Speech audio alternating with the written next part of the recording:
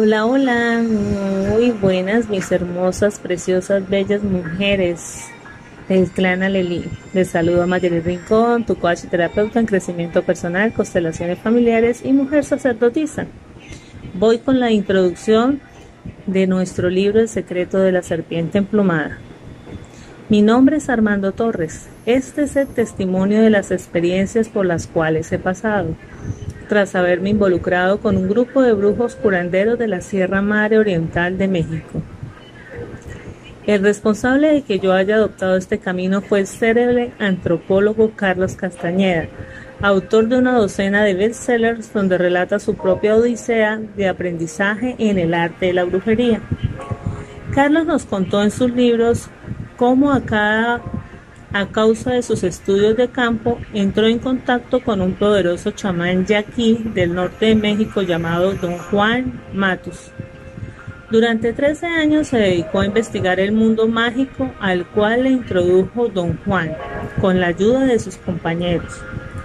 En el primer contacto que tuvo Carlos con su maestro, aquello que al principio parecía ser un encuentro común con un brujo yerbero, que como muchos otros utilizaba plantas alucinógenas para inducir un estado alterado de conciencia en su aprendiz, resultó ser algo muy distinto. Carlos desarrolló una doble relación con Don Juan y sus compañeros. Por una parte, en la conciencia cotidiana los trató como si fueran sus informantes indígenas. Por la otra, en estados alterados de conciencia, recibió de ellos importante información como aprendiz de brujo. A partir de su quinto libro, justo después de la partida del nahual Juan Matus y su equipo, la historia da un vuelco inesperado cuando Carlos empieza a recordar todo lo vivido en la conciencia acrecentada. En ese estado insólito de conciencia descubrió que su maestro no era meramente un brujo ordinario involucrado en los quehaceres de los brujos, sino que pertenecía a una tradición de practicantes cuyo origen se remontaba a la antigüedad. Supo que Don Juan era además el nahual, es decir, el líder de un grupo de brujos que perseguían la libertad total como meta abstracta. Los nahuales en México son una energía sumamente bendita, amorosa, gigantesca. Existen 20 nahuales. Cada uno trae una energía para un día. Entonces estamos hablando de mágico que haya llegado este libro a mis manos. Agradezco al universo por permitirme estar leyendo para ustedes estos textos o este texto. La capacidad de orientar al aprendiz en un estado de conciencia acrecentada es uno de los elementos básicos en la formación de nuevos guerreros en las partidas de brujos. Logran ese estado cambiando la posición del punto de encaje del discípulo a nuevas áreas de su luminosidad. El resultado de esos cambios es muy parecido a lo que ocurre cuando se utilizan plantas de poder. Pero la manipulación deliberada permite un mayor control de forma que se puede prolongar ese estado inducido de percepción por mucho más tiempo. La conciencia acrecentada ha sido descrita de muchas maneras. Quizás la que mejor la explica es aquella donde consideramos la posibilidad de la existencia del punto de encaje. De acuerdo con los brujos videntes, el punto de encaje es el centro de la percepción. No perciben como si fueran un magneto luminoso que está situado en la periferia del campo de energía que circunda el cuerpo físico a la altura de los omóplatos y más o menos a un brazo de distancia. Los brujos han aprendido a mover ese punto de luz a través de la experimentación. Vieron que es posible manipular la fijeza de ese punto de diversas maneras.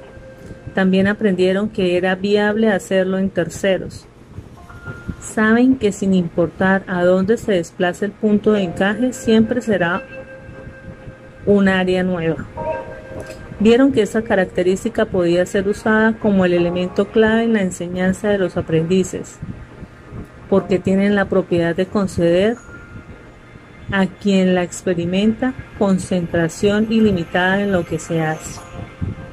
Por lo tanto, los maestros utilizan esta maniobra para enseñar, ya que lo que se aprende en ese estado alterado de conciencia queda latente en el receptor. Sin embargo, por su propia naturaleza, la instrucción recibida se transforma en un bloque perceptual de gran intensidad, lo cual constituye un grave problema para la recolección de los eventos vividos. La instrucción recibida en estos lapsos de conciencia alterada es entonces olvidada. Se queda almacenada en un área de nuestro ser total que no es el cerebro. Es como si el aprendiz hubiese sido puesto en un profundo estado de hipnosis en un momento de recibir la enseñanza, solo para recordar lo ocurrido posteriormente a través de alguna situación especial o palabra clave, como si fuera una orden post-hipnótica. Entonces, cuando están en esos momentos de estados alterados, se reciben instrucciones, pero al llegar al estado de conciencia a veces son olvidados. Entonces dice que los volvemos a recordar cuando llega una palabra, una sensación, un olor, una canción, una persona, algo que vemos, nos activa nuevamente ese recuerdo. Tratar de recordar la conciencia acrecentada es como tratar de recordar un sueño. Sí, nos pasa muchas veces. Cuanto más se esfuerza uno, más efímero se vuelve esto. Para recordar ese tipo de experiencias es necesario almacenar suficiente energía. De nada sirve usar la mente lineal para recobrar esas memorias. Solo con energía es posible mover el punto de anclaje, para así realinearlo a la posición en que se encontraba en el momento en que se dio la experiencia que se quiere recordar. En ese estado especial de conciencia, Carlos aprendió de primera mano los misterios de la brujería. Se hizo consciente de que todo es energía y que es posible utilizarla y controlar esa energía. Los brujos poseen ese conocimiento desde hace miles de años. Los pasan de generación en generación a individuos elegidos por esa misma fuerza impersonal e inexplicable que moldea el universo. Para el hombre común y corriente, lo que hacen los brujos es incomprensible. No solamente para los hombres del común y corriente, para muchas personas esto es incomprensible.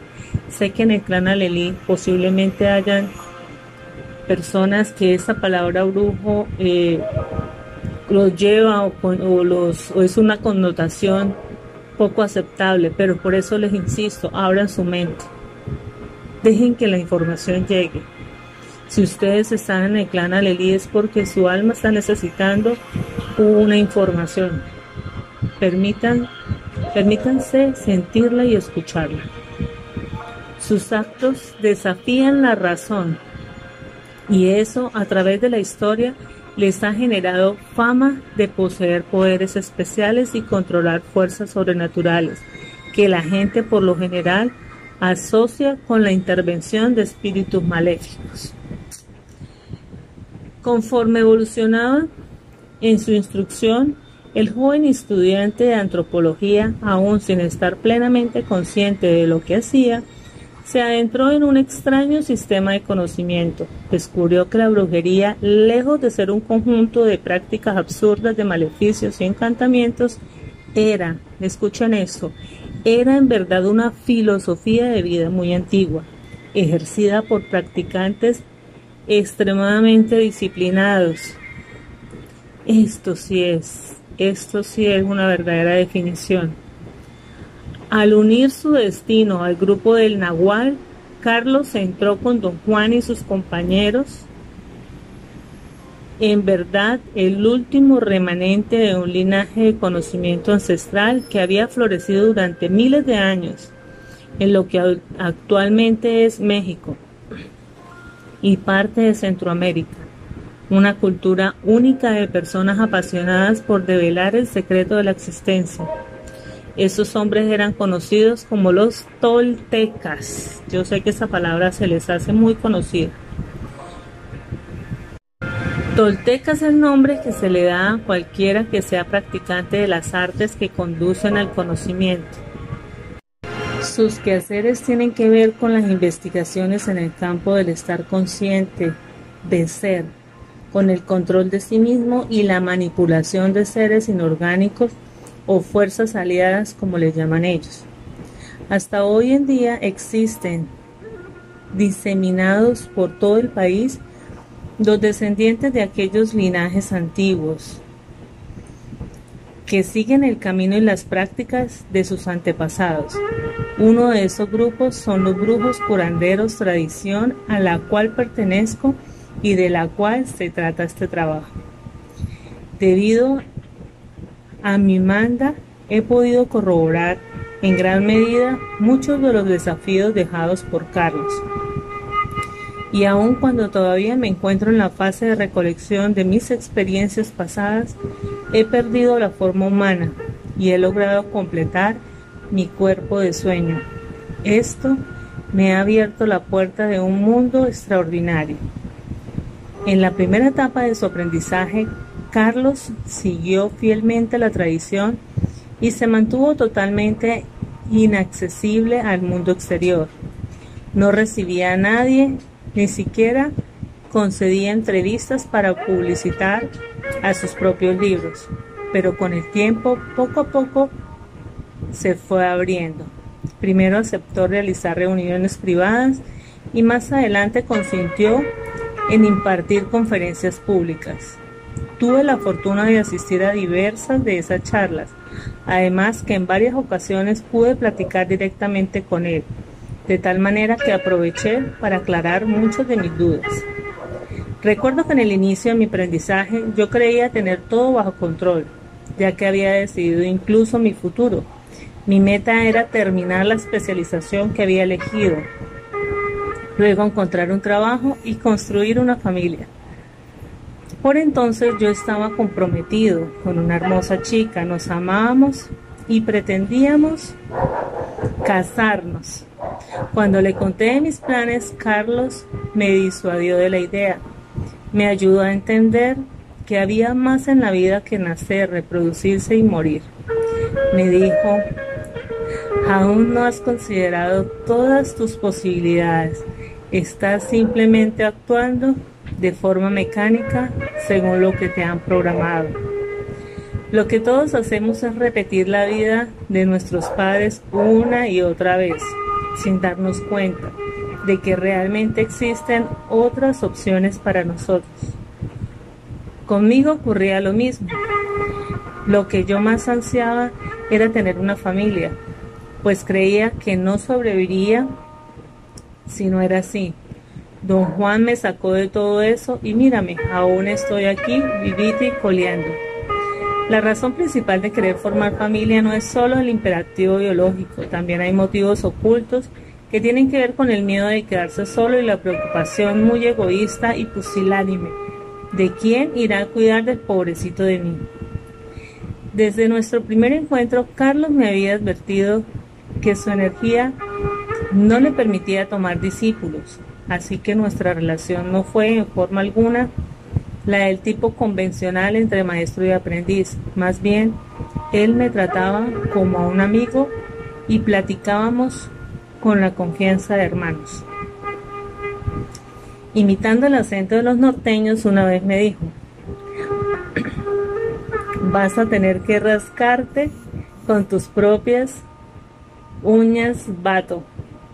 Debes hacerte responsable de tu propio camino, porque desde mi punto de vista no hay otra salida para ti. Como ya te había dicho, yo no puedo tomar aprendices, mi energía no me lo permite. Lo único que puedo hacer es enseñarte una dirección y dependerá de ti seguirla o no. En tono de queja añadió: yo he tratado sin éxito de llegar a la gente, de imbuirlos con el sentido de urgencia que me transmitió don Juan. El caso es que nadie me toma en serio. Creí que lo decía por mí y empecé a asegurarle que yo sí lo estaba tomando en serio, pero él me interrumpió con un ademán. No hace falta que te explique, solo el tiempo dirá si eres capaz o no de seguir la dirección que te señalo. La dirección a la cual se refería Carlos, llegó años después en forma inesperada, cuando para mi buena suerte él terminó por presentarme a los curanderos. Por este hecho tengo para con él una deuda de gratitud que jamás podré pagar. Ese fue sin dudas el mayor regalo que alguien me haya hecho en toda la vida.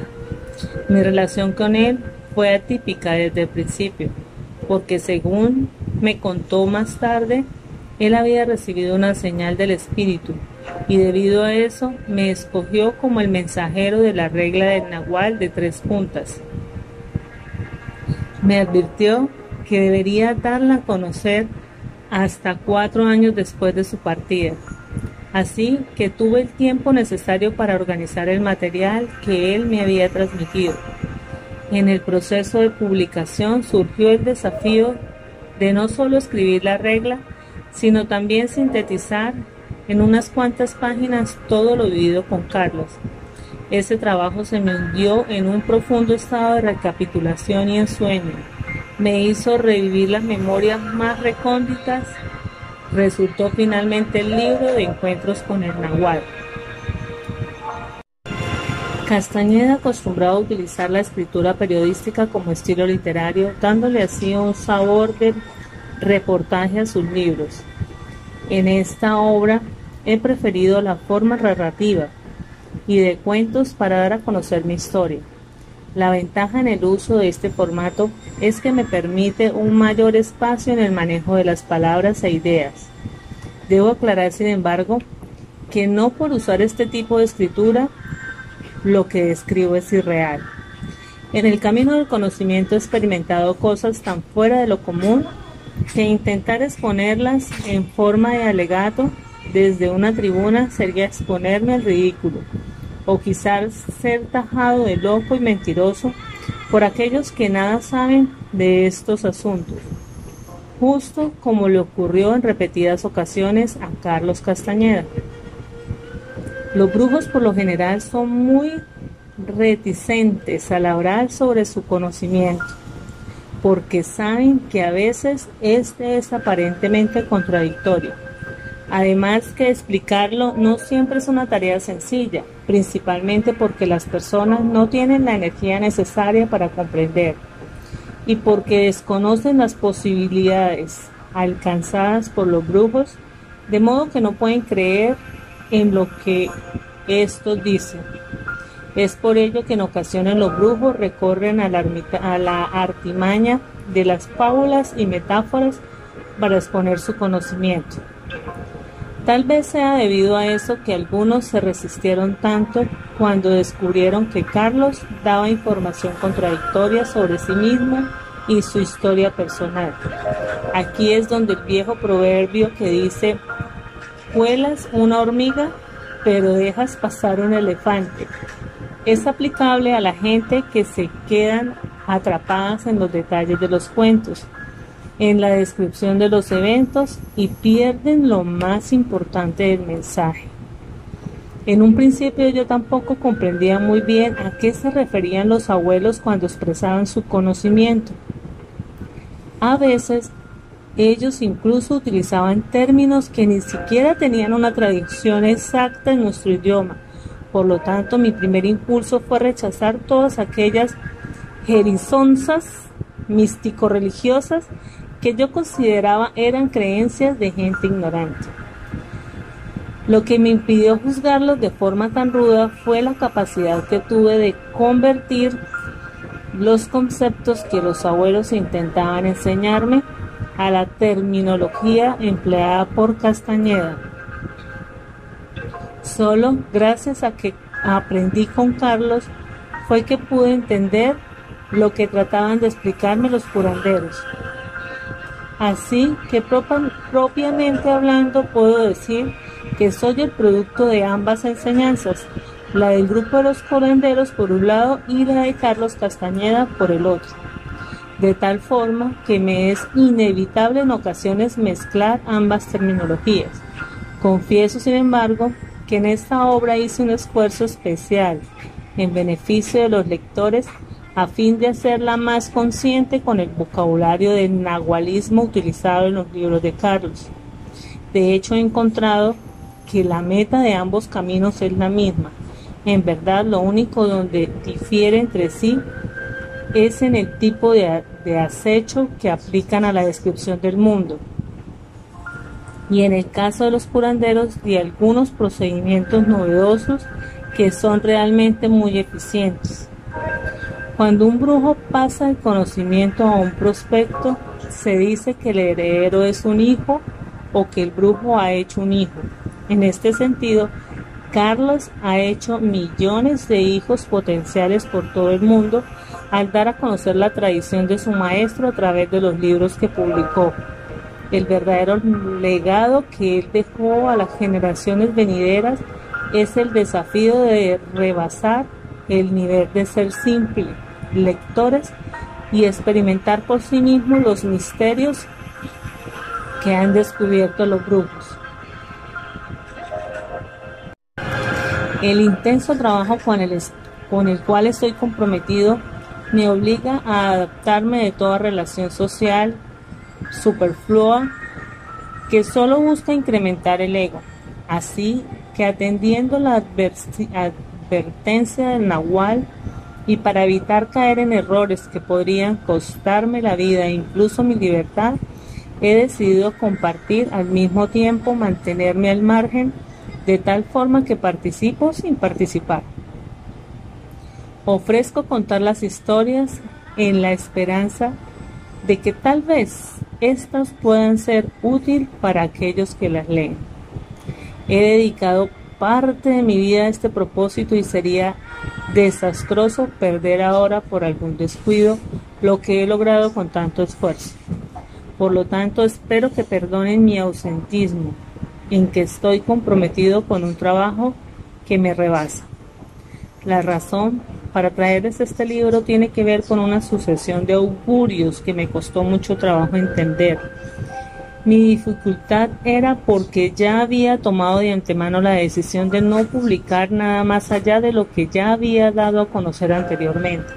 Por lo tanto, no advertía la total implicación de las indicaciones que me deparaba el espíritu. Creía que lo que pasaba tenía que ver solo con mi entorno inmediato, pero descubrí que no era así. Por eso comparto mis experiencias en el mundo de los curanderos. Quedó muy largo ese audio, pero es la introducción completa. Quería terminarla toda, por eso me extendí. Espero sus comentarios sobre este audio, sobre la introducción, todo lo que el autor deja entrever, de todo lo que se va a tratar este hermoso texto, todo lo que vamos a poder aprender y poder evolucionar a partir de ello. Les bendigo y me bendigo y nos estamos hablando. Chao, chao.